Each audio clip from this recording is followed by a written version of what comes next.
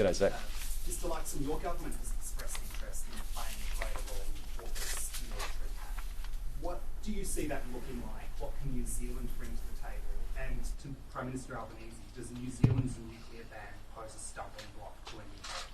Well, the first thing I'd say is, look, AUKUS is a very important element in ensuring we've got stability and peace within the region. And, we have talked about it. There's a number of countries that are increasing their military capabilities, and it's a more contested region for sure.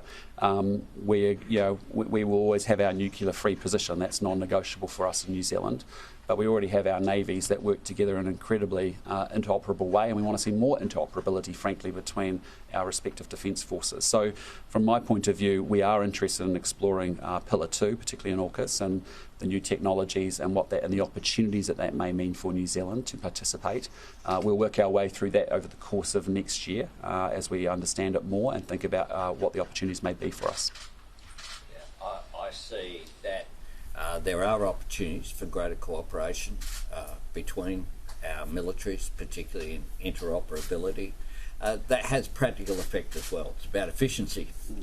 And one of the things that we commented on today in our discussion was that often it is indeed our defence forces respectively that provide support for each other at times of need, of natural disasters. And that's just one area whereby increased cooperation could benefit both of our nations.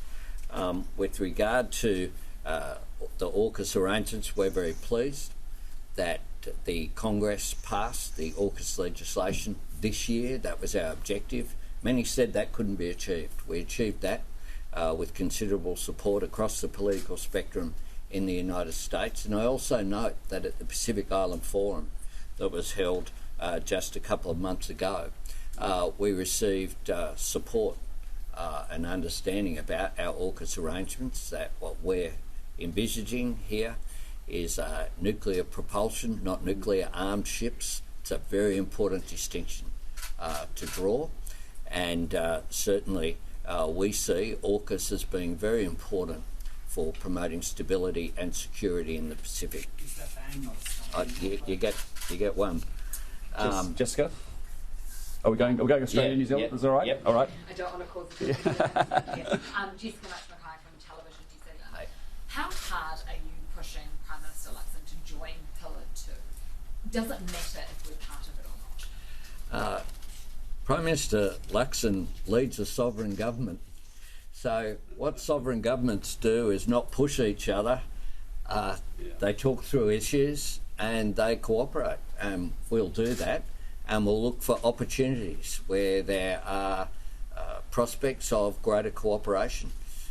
We have a very good relationship between our two nations, and we have a very good personal relationship as well, and I look forward to building on that.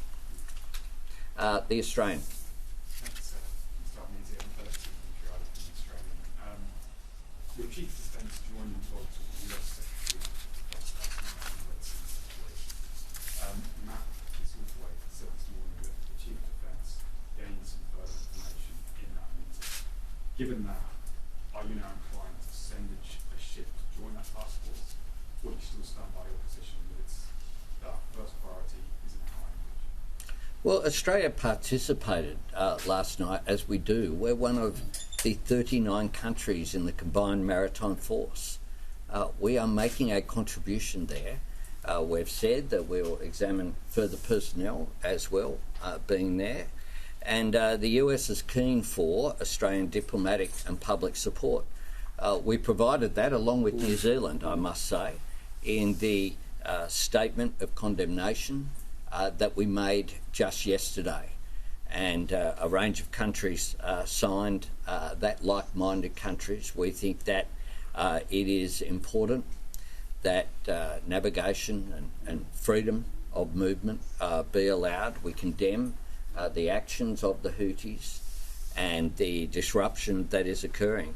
And we know that the US understands the best way for Australia to support this is through diplomatic support, and our resources have been prioritised in our region, the Indo-Pacific. We've played an important role in freedom of navigation in the South China Sea and the operations that we're conducting as well with the Philippines.